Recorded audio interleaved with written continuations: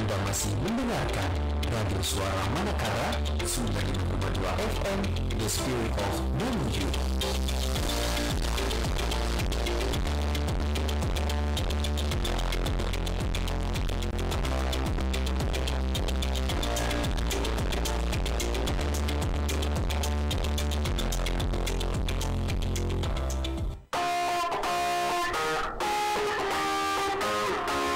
Jalan KS Tugu nomor 33 Mamuju. Inilah 95,2 FM Radio Suara Manakara, The Spirit of Mamuju.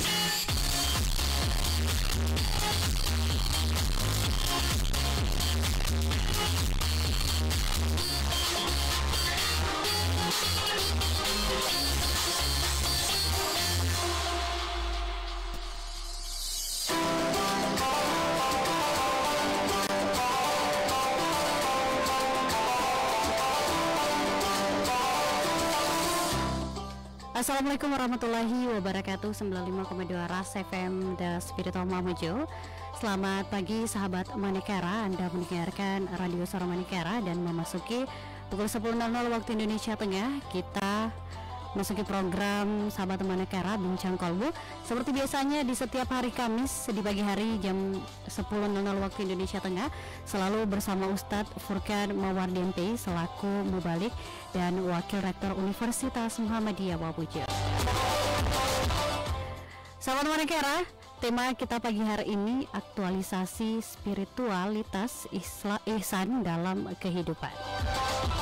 Sahabat Manekara, ihsan sejatinya adalah kebaikan, di mana ketika Anda mengaktualisasikan ihsan dalam kehidupan Anda, saya rasa Anda akan takut untuk berbuat keburukan karena seakan-akan ada Allah yang senantiasa mengawasi. Ihsan merupakan ajaran yang memiliki kedudukan tertinggi dalam hubungan dengan Allah dan makhluknya. Allah dalam Al-Quran memerintahkan sahabat Manekara untuk berbuat ihsan karena senang dengan orang yang selalu berbuat kebaikan. Untuk mendalami lebih jauh sahabat Manekara, seperti apa sih sebenarnya itu ihsan dan cara mengaktualisasikannya dalam kehidupan kita, kita akan berbincang di pagi hari ini bersama Ustadz Furkan Mawardi di pagi hari ini. Tapi sebelumnya, bagi Anda yang bergabung, boleh komen di Facebook kami, live streaming kami di Pemkap sahabat Manekara, dan juga boleh komen di RAS FM Radio Suara Manekara 952 atau bisa WhatsApp di 0811 4560 7000. Telah hadir di studio, kita sapa dulu. Halo, assalamualaikum Ustadz. Waalaikumsalam warahmatullahi wabarakatuh. Bagaimana kabarnya ini Ustadz? Alhamdulillah, sehat walafiat. Sehat ya. Nah Ustadz, kalau kita berbicara ihsan ya, Mega Pika tuh ingatnya dulu di sekolah selalu diajarkan bagaimana kita beribadah itu seakan-akan melihat Allah nih. Nah ini sebenarnya apakah definisinya hanya sebatas itu atau ada lagi nih Ustadz? Boleh dijelaskan? Alhamdulillah Rabbil Alamin alladzi anzala as-sakinata fi qulubil mu'minin liyazdadu imanan ma'a imanihim. Allahumma shalli ala Muhammad wa ala alihi wa sahbihi ajma'in, amma ba'd. Pemirsa Suara Manakara, bagus sih kan, yang berbahagia dimanapun berada. Jadi menarik ini, kita pagi hari ini kita bahas tentang aktualisasi, artinya mengaktualkan ya, spiritualitas ihsan ya. Tadi sudah dibuka Mbak Mega.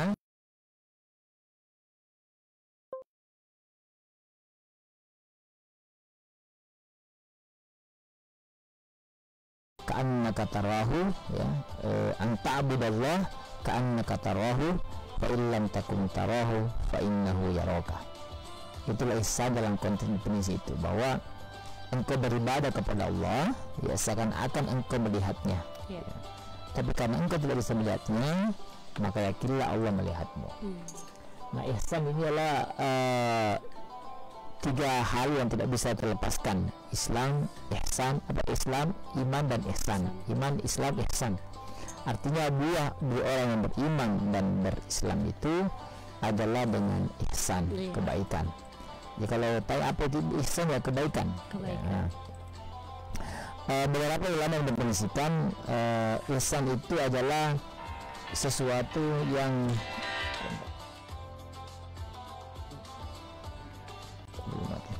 ihsan itu adalah menyempurnakan kebaikan. Yep. Jadi sudah baik disempurnakan lagi dengan kebaikan. Jadi tidak cukup dengan hanya baik, tetapi meningkatkan kebaikan itu. Yep. Jadi kalau dalam konteks kita, kenapa ihsan ini perlu kita aktualkan? Karena sekarang kita ini kesulitan betul menemukan orang-orang baik, gitu. Yep. Kita sudah miskin betul orang-orang yang peduli kepada kebaikan, ya. Padahal sementara kalau kita melihat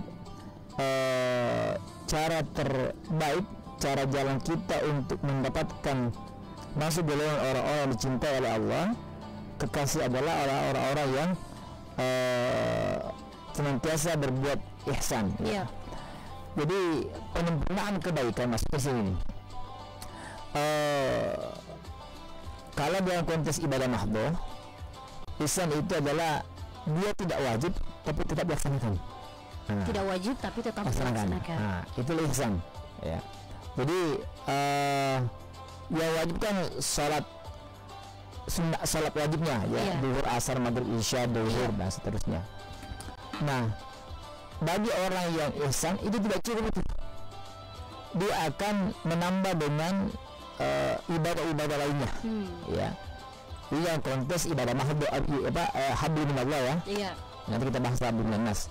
Jadi ketika hablum minallah, makna ihsan adalah dia tidak hanya puas dalam hal konteks wajib, ya. Jadi salat waktu oke. Bagi orang yang beribadah cukup, tapi bagi orang yang ihsan itu nggak cukup. Iya. Maka disempurnakan, ditunaikan pula salat sunnah lainnya, qobliyah, ba'diyah, duha, tahajud, dan salat sunnah yang lainnya, gitu. Bagi orang ihsan, perintah puasa itu 2 Ramadan yang wajib, gitu. Bagi orang yang ihsan itu tidak cukup, ya.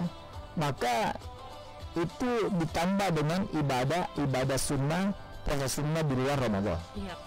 Artinya sudah baik, ada kewajiban, tunaikan kewajiban, tapi disempurnakan lagi kebaikan itu menjadi sebuah yang lebih dari sebuah kebaikan. Tapi tidak wajib, tapi disempurnakan. Artinya ihsan itu ya tadi, yang tadinya sudah baik tidak cukup dengan itu. Iya. Ya. Dia harus mengkuadratkan kebaikan itu. Iya.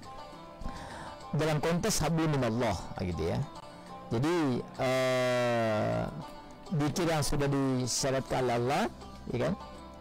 Setelah sholat itu dia akan menambah zikir-zikir lainnya, kayak gitu. Jadi ada kebaikan-kebaikan. Nah, dalam konteks hablum minannas, ya. Jadi orang yang ihsan ini adalah kebaikannya tidak cukup hanya misalnya zakat. Iya. Zakat itu wajib, ya, wajib. Hukumnya zakat itu wajib, ya, bagi yang sudah kalau zakat fitrah wajib, zakat mal ya tergantung, kalau sudah sampai haulnya wajib. Iya. Nah, bagi orang yang ihsan itu tidak cukup dengan zakat, dia menambah dengan infak dan sedekah, ya, infak sedekah. Jadi orang ihsan itu dia tidak terbatas pada kewajiban formal, Iya. tetapi dia akan menambah yang lainnya, gitu. Ini dalam konteks hablum minallah, perintah Allah. Bagaimana dalam konteks manusia, gitu. Jadi masih sebentar, ini masih konteks hablum minallah, ya. Bagi orang yang muhsin, orang yang berihsan itu, ketika dia mendapatkan nikmat baik, bersyukur, itu biasa. Tetapi bagi orang ihsan, nikmat baik dan buruk tapi bersyukur, karena dia meyakini bahwa apa yang dari Allah itu pasti semuanya baik, Kebaikan, ya. Jadi ada kisah, ya, mengenai ihsan ini, ya. Jadi di sebuah ruang operasi, ya, ini kisah asli nih, yang cerita dokter spesialis yang menangani seorang anak yang sakit dan ada dioperasi dan tingkat selamatnya itu sedikit, ya cuma main 20, risiko matinya tinggi. Iya. Dan ketika nanti ditindakan ini operasinya berat gitu. Nah, sebelum operasi kan ada selalu izin dari keluarga kan. Iya. Jadi tanda tangan lah atau apa kan, siap menerima segala konsekuensi. Nah, ini yang bapaknya ini anak ketika ditanya sama dokter, ya dokter, Pak bagaimana Pak, ini perlu operasi?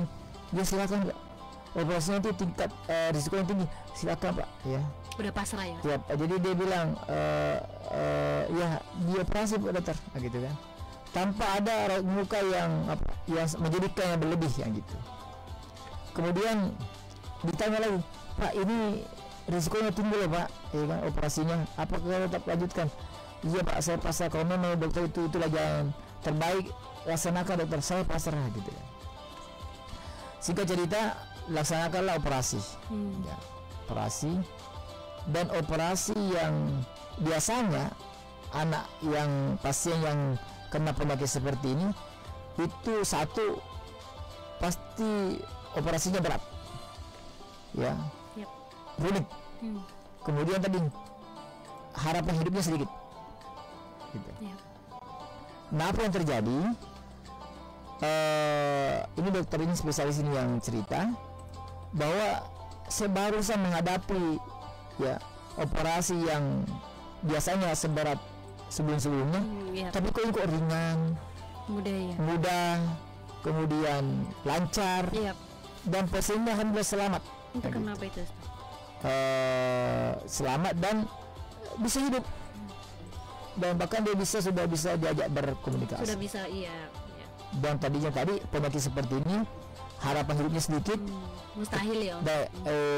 Tidak sampai mustahil, artinya harapan hidupnya sedikit, kayak gitu. Risiko matinya tinggi dan operasinya berat, kayak gitu. Tapi ketika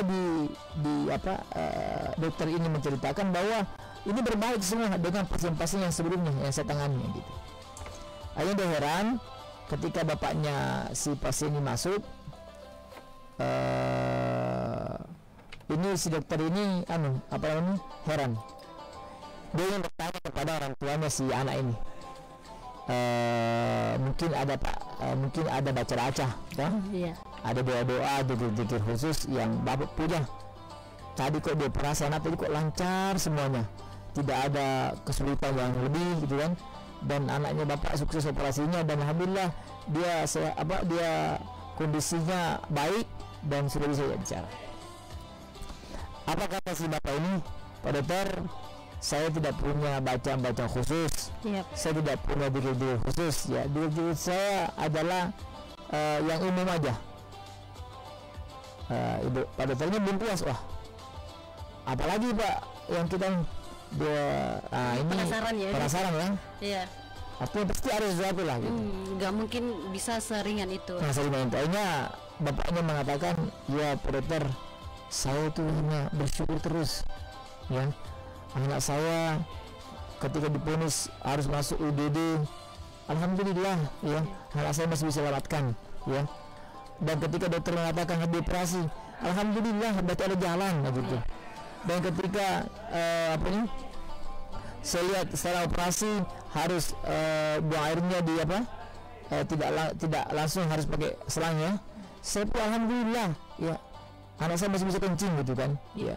Dan ketika sudah bisa diajak bicara, saya bersyukur lagi, alhamdulillah, meskipun bicaranya agak gagap, tapi saya alhamdulillah anak saya masih hidup, ya, gitu. Dan terus yang kalimat dia ucapkan adalah alhamdulillah, bersyukur. Nah, dokter tadi ini memberikan bahwa ternyata energi bersyukur itu, ya, ini luar biasa dampaknya kepada kita, gitu. Bersyukur dalam konteks apapun. Nah, inilah makna ihsan. Ihsan di situ adalah kalau orang yang biasa ketika ada nikmat yang baik dia mudah untuk bersyukur. Tapi bagi orang ihsan, ya, baik menurut dia atau buruk menurut dia, dia tetap berbuat baik. Ya. Jadi ini ada sebuah kebaikan, ini bersyukur. Buruk pun dia bersyukur. Kenapa? Ini bahwa segala yang Allah berikan kepada saya itu pasti baik. meskipun dalam konteks saat itu mungkin buruk. Ya. Begitu banyak orang yang sebenarnya dia mendapatkan keburukan, tetapi sebenarnya dia manfaat bagi dia. Berapa banyak orang yang ketinggalan naik pesawat, ya hangus uangnya, Iya. ternyata pesawatnya kecelakaan, ya menggerutu nih, marah-marah nih kenapa ditinggal pesawat dan seterusnya. Tapi orang yang ihsan enggak. Tapi orang yang Islam bersyukur. Kenapa? Karena setiap yang Allah berikan, diyakini bahwa pasti baik. Iya. Allah itu baik, maha baik, dan tentu akan memberikan segala kebaikan kepada hamba-hambanya. Jadi saya dapat simpulkan Ustadz bahwa ihsan itu di atasnya keimanan ya. Ihsan ini manifestasi. Iya. Jadi manifestasi dari keimanan itu. Di atasnya artinya ketika orang yakin memang ya anta abudallah, jadi yakin kepada Allah ya. Iya. Amantu billah.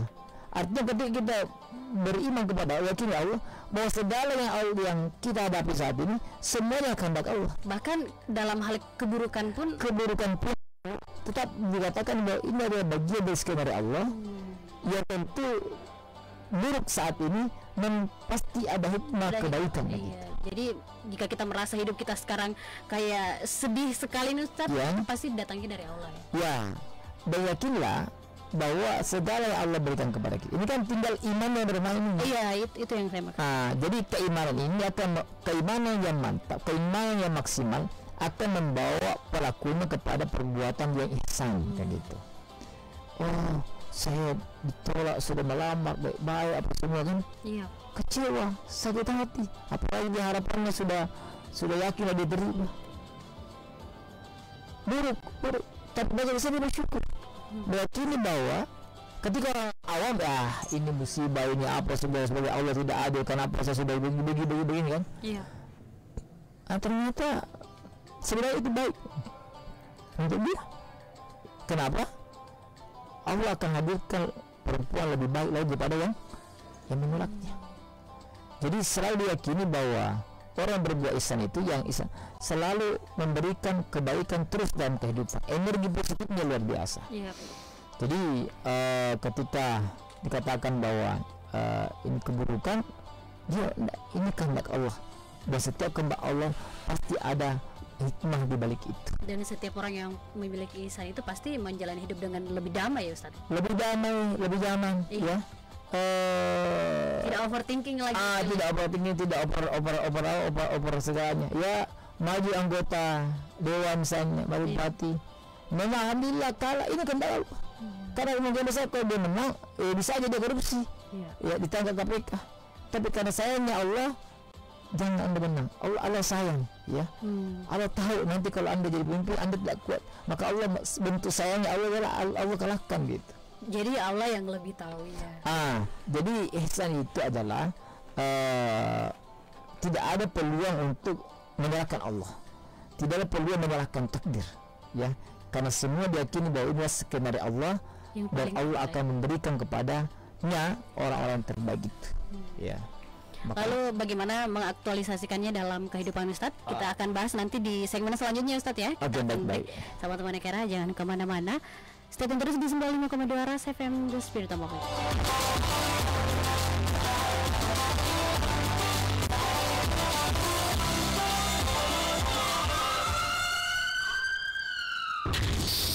Waspada, penyakit mematikan demam berdarah mengintai keluarga Anda. Yang perlu Anda lakukan dalam mencegah DBD adalah jangan membiarkan adanya tempat untuk nyamuk berkembang biak. Lakukan gerakan 3M+ untuk mencegahnya. Yang pertama, menguras. Kuraslah bak mandi Anda atau tempat penampungan air lainnya dengan bersih dan rutin. Yang kedua, menutup. Tutuplah semua tempat penampungan air yang ada di lingkungan Anda supaya tidak ada nyamuk yang masuk dan meninggalkan telur di tempat tersebut. Yang ketiga, mengubur. Kuburlah semua barang-barang bekas di tanah agar lingkungan tetap bersih dan tidak ada air hujan yang tertampung di barang bekas tersebut.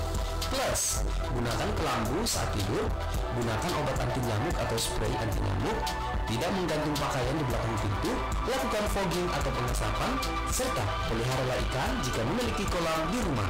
Hal ini agar jentik-jentik nyamuk yang ada di kolam bisa dimakan oleh ikan yang dipelihara. Lakukan gerakan 3M+ untuk mencegah penularan penyakit demam berdarah. Jangan tunggu, penyakit itu datang. Kesehatan ada di tangan Anda. Dan dari masyarakat ini dipersembahkan oleh Ras FM, The Spirit of Mamuju.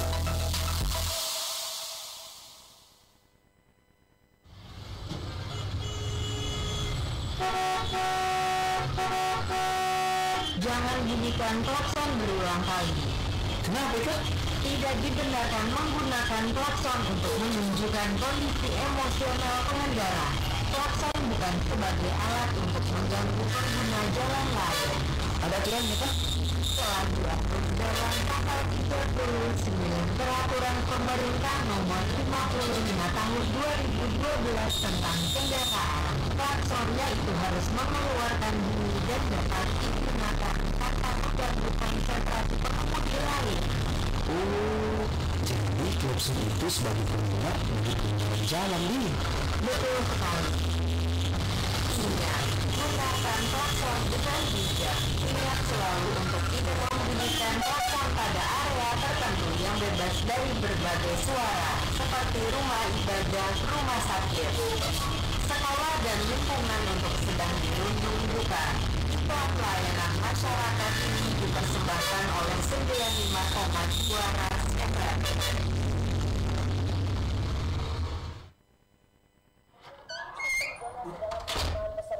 Pak, mau ke mana? Mau gak jemput anak di sekolah Bu? Kenapa yang tidak pakai helm, Ki? Dekat Ji Bu.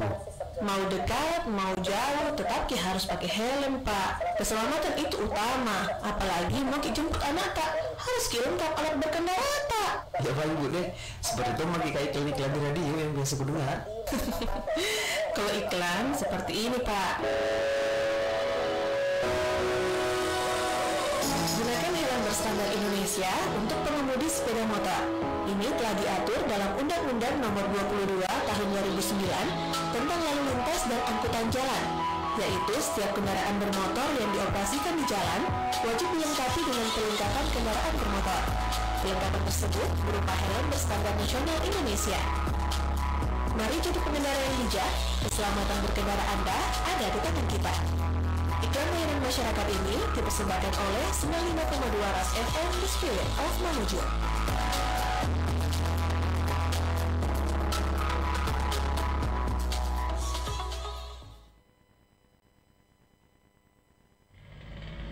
Bro, lihat nih, ada kabar heboh di Facebook. Bisa bagi dan jangan langsung bagikan. Lihat kita informasi bersumber dari mana. Jangan sampai itu berhoax kita bagikan. Ini emangnya bahaya kayak itu, membagikan informasi atau berita hoax. Bagi siapa saja yang menyebar hoax bisa dikenakan hukuman. Terancam pasal 28 ayat 1 Undang-Undang Informasi dan Transaksi Elektronik atau Undang-Undang ITE.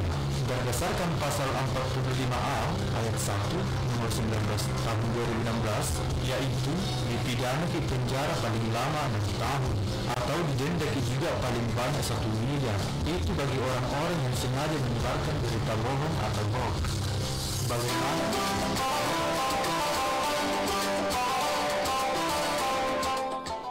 95,2 Ras FM, The Spirit of Mamuju. Sahabat Manekara, Anda masih mendengarkan Radio Suara Manekara dalam program Bincang Kolbu. Sahabat Manekara masih bersama Ustadz Furkan Mawardi di sini dengan tema di pagi hari ini, aktualisasi spiritualitas ihsan dalam kehidupan. Ustadz, tadi kita telah bahas jauh tentang bagaimana pengertiannya ihsan itu, Ustadz. Lalu bagaimana cara menerapkannya nih atau mengaktualisasikan dalam kehidupan, Ustadz? Baik, terima kasih. Jadi tadi kita sudah bahas tentang bagaimana mengaktualkan hablum min Allah ya. Iya. Nah, bagaimana kadang hablum minan nasnya gitu. Jadi hablum minan nas kita konteks keluarga dulu ya. Iya. Jadi bagi seorang suami itu tidak hanya memberi nafkah yang sifatnya wajib saja, gitu. Jadi ketika dia pulang bukan hanya ini uang, gitu. Itu selesai ya. Tetapi ihsan itu adalah bukan sekedar itu, ya. Ihsan itu adalah dikomplitkan, dimaksimalkan, disempurnakan dengan tidak hanya memberi saja nafkah makan berupa materi, tapi disempurnakan dengan suami ini sendiri ke pasar, ya kan? Ya, memberikan kebutuhan keluarga, berasnya apa dan seterusnya, sayurnya, kemudian dibawa pulang ke rumah. Bahkan bukan sekedar itu, dia akan membantu istri memasak, ya. Bahkan disempurnakan dengan menyuapi sang istri, ya, gitu. Saya rasa istri mana yang tidak menyukai pria yang ihsan seperti itu? Itulah ihsan itu di atas nilai kebaikan. Ya, baik dia sedang memberikan, ya, tapi tidak cukup dengan itu, gitu kan? Dia ke pasar atau bersama istrinya ke pasar, mengantar istrinya, ya, bukan mengantar istrinya sampai di parkiran, ya, tapi mengantar istrinya masuk bersama, gitu kan, mengangkatkan barangnya. Dia sudah selesai sebenarnya ketika dia memberikan nafkah itu, uang itu. Tapi tidak sampai di situ. Orang ihsan tidak sampai di situ. Ya, dia sempurnakan pemberian nafkah lahirnya itu, ya, dengan tadi menyempurnakan nafkah makannya, dengan tadi itu bersama membelikan mentahnya, kemudian mentahnya diolah menjadi masak, dan masakannya diberikan terbaik dengan suapan yang penuh romantisme kepada sang istri. Nah, inilah suami yang ihsannya gitu. Istri yang ihsanah, ya, itu kan, yang ihsan ya begitu, ya kan, tidak sekedar hanya memasakkan suami misalnya memberikan, tetapi bagaimana masakannya itu masakan yang disenangi oleh suami. Ketika suami makan, dia berada di sampingnya, menemani, menunggui, ya kan. Bahkan dia sekali juga dia akan menyuapi suaminya dengan penuh romantisme. Inilah aktualisasi ihsan dalam berumah tangga. Itu baru nafkah makan. Bagaimana dengan nafkah nafkah mal misalnya, apakah harta? Bagi orang yang suami yang ihsan itu tidak hanya mencari kehalalannya, ketayyibannya, ya. Oh, ini ada uang baik, tapi juga ada dia mencari kehalalannya, ya. Yang syubhat dia tidak mungkin dia kerjakan. Syubhat itu kan masih remang-remang, ya. Inilah halal haram. Nah, bagi orang yang ihsan, jangan yang haram, yang syubhat saja dia sudah tolak, gitu. Dia meyakini bahwa setiap barang yang saya bawa pulang ke rumah ini adalah bertanggung jawabannya untuk saya, untuk istri saya dan anak saya, dan saya tanggung jawab. Maka tidak mungkin orang dia membawa makanan pulang, uang pulang, itu harta yang ini banyak, bukan cuma banyak jumlahnya.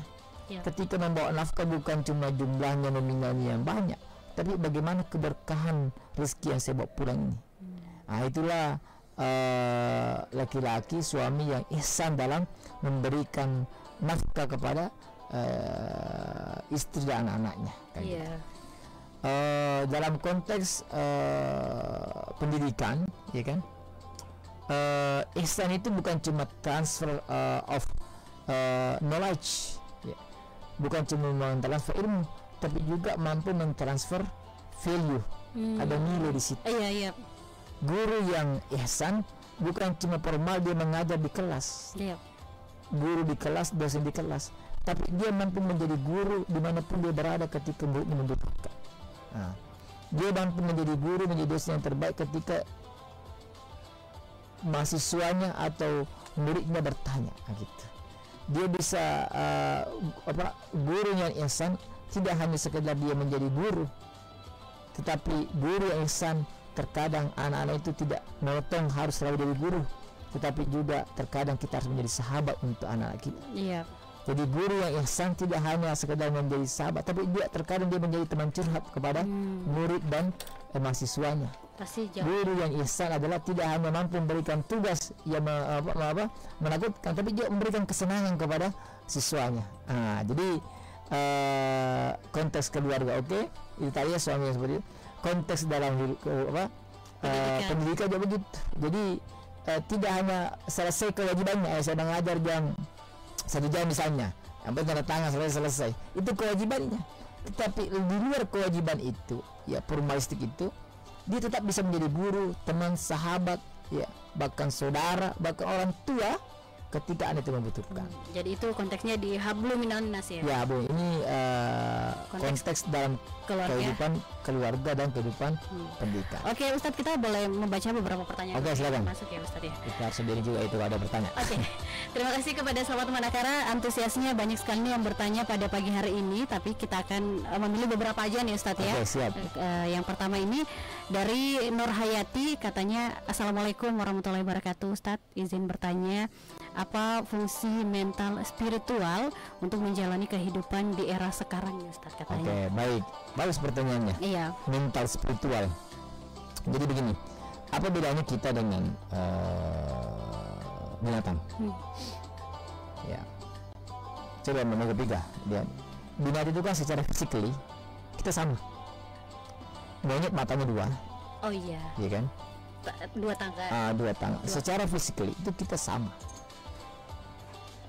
Ya, tetapi binatang itu Allah tidak berikan beban dia tanggung jawab Iya. dan mengurus dunia, mengurus kehidupan. Kita diberi. Nah, bedanya Allah berikan kita namanya hati dan otak, gitu. Nah, jadi hati inilah yang menjadikan kita mampu mengontrol semua. Spiritual itu kan di hati, ya, di jiwa. Nah, ini mampu akan mengontrol sifat-sifat keburukan kita. Ingat ya, kita itu kan sebenarnya ada juga sifat-sifat kebinetangan dalam diri kita. Iya. Kan salah satu definisi manusia itu kan al-hayawanun natik, binatang yang bercakap, binatang yang berpikir. Nah, spiritual itu akan dan yang kedua adalah selain besok binatang, yang kedua juga Allah itu menganugerahi kita dua potensi. Iya. Apa itu? Potensi berbuat baik dan potensi berbuat jahat. Alhamaha fujuraha wa taqwaha, qad aflaha man zakkaha wa qad khaba man dassaha. Allah telah mendatang kita fujur dan takwa. Allah memberikan kita itu peluang untuk berbuat baik, dan Allah juga berikan peluang kita untuk berbuat jahat. Siapa yang mampu berbuat baik itu adalah qad aflaha man zakkaha. Sungguh beruntunglah orang yang senantiasa mensucikan spiritualnya, mensucikan jiwanya. Wa qad khaba man dassaha, dan sungguh merugilah orang yang mengotorinya. Nah, konteks di sini bagaimana spiritual kalau orang spiritualnya bermasalah, maka yang muncul adalah tabiat kejahatnya. Namun ketika spiritualnya bermasalah ya, namun ketika spiritual jiwanya, spiritual hatinya baik, maka yang berpeluang muncul adalah bawaan kebaikannya. Nah, bagaimana menghadapi? Maka Hayati dan teman-teman yang lainnya itu masih harus menguatkan spiritual, menguatkan hati itu. Karena kata Nabi, mengukur orang baik atau tidak itu ukurannya adalah hatinya. Iya. Ala inna fil jasadi mudghah idza saluha jasadu kullu wa idza fasada jasadu kullu. Ala wa hiya qalbu. Kata Nabi, setiap diri manusia itu ada segumpal daging. Ya, kapan daging itu baik, maka baik seluruh tubuhnya. Iya. Namun kapan segumpal darah daging itu rusak, maka rusaklah seluruh tubuh itu. Ya, ketika hati ala wajal qalbu, itulah hati, itulah spiritual hati. Nah, ketika hatinya baik, maka langkah kakinya pun akan melangkah ke tempat-tempat yang baik. Ketika hatinya baik, spiritualnya baik, maka matanya pun akan dibimbing untuk melihat hal-hal yang hanya yang baik-baik saja, gitu. Mulutnya akan dibimbing oleh hatinya, oleh spiritual hatinya, untuk berucap kalimat-kalimat, kata-kata yang menyejukkan, kata-kata yang baik saja. Namun sebaliknya, wa qad khaba man dassaha, dan sungguh merugi yang mengetahui siapa itu. Ya, ketika hatinya tidak pernah dibersihkan, maka kakinya akan bisa melangkah hanya tempat-tempat yang buruk saja. Diajak ke tempat yang baik susah, ya. Di tempat maksiat cepat dia. Begitu diajak ke masjid kajian taklim, baraknya luar biasa, ya. Begadang ini begini main game apa semua, kuat matanya semua, nonton sana. Begitu dia salat subuh, baraknya setengah mati. Kenapa tadi? Wa qad khaba man dassaha, sungguh merugilah orang-orang yang merugikan spiritual. Sungguh merugilah orang-orang yang mengotori dia punya spiritual. Maka ketika teman-teman punya masalah, punya apa, mental spiritualnya kuat, maka amallah semua itu, Allah akan membimbingnya. Oke.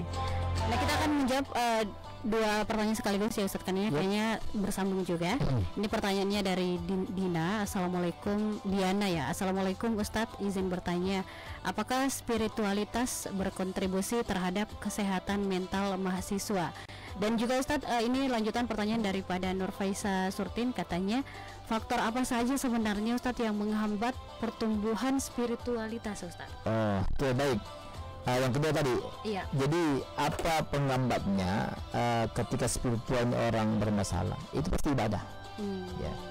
Jadi ketika orang bermasalah artinya itu, jadi gini, orang yang bermasalah spiritualnya itu kan berarti dia jauh dari Allah. Iya. Nah, jauh dari Allah itu berarti kan dia akan dekat dengan setan. Kan begitu rumusnya itu. Ketika orang dekat dengan setan, jauh dari Allah, berarti bermasalah spiritual. Karena nggak bisa ya kebaikan dan keburukan masuk dalam. Tidak ada, wala tabis haqqa bil batil. Tidak mungkin menyatu antara hak dan batil, ya. Orang mengatakan apa? Sekali baik ya baik. STMJ ya, salat terus maksiat jalan, enggak mungkin. Berarti salatnya bermasalah. Gitu. Jadi tidak ada. Jadi innal halal bayyin wa innal haram bayyin. Ya, jelas itu haram jelas. Apa namanya ini? Haram juga jelas, halal itu juga yang jelas. Jadi bagaimana konsekuensinya? Ya ibadah harus baik, gitu. Jadi resiko ketika spiritual bermasalah itu berdampak kepada ibadah, baik ibadah mahdhu maupun ibadah ghairu mahdhunya. Ya, ibadah mahdhu itu ibadah yang sudah jelas aturannya. Iya. Sholat, puasa, zakat. Orang bermasalah itu agak sangat berat ditunaikan. Ibadah yang ghairu mahdhu apa itu? Ya muamalah, belajar, berorganisasi, bersosial, ya, peduli kesehatan, peduli lingkungan, peduli kebersihan. Orang bermasalah spiritualnya itu dia nggak punya kepedulian untuk itu. Dia nggak punya sense of kebersihan, dia nggak punya sense of peduli, dia nggak punya sense untuk menolong. Kenapa? Bermasalah dia punya spiritual. Nah, kerja sosial, kerja menolong itu kan kerja dorongan jiwa. Iya. Nah, ketika orang bermasalah spiritualnya itu pasti berdampak. Lalu bagaimana dengan pertanyaan Diana, apakah ini berkontribusi terhadap kesehatan mentalnya mahasiswa? Jelas, ya. Ketika Anda hatinya baik, ya kan, otomatis kan semua matanya baik, otaknya baik, pikirannya baik, tentu secara spiritual mental Anda baik. Ya, coba orang yang patah hati itu kan susah itu untuk berpikir sehat, ya kan. Nah, maka ketika ditanya apa, sangat berpengaruh. Orang yang senang gembira itu nikmat dia ke kampus, dia nikmat mengerjakan tugasnya, dia nikmat bersosialisasi. Tapi kapan sakitnya hatinya bermasalah, spiritualnya bermasalah, kayaknya sama nggak nafsu untuk dikerjain ya.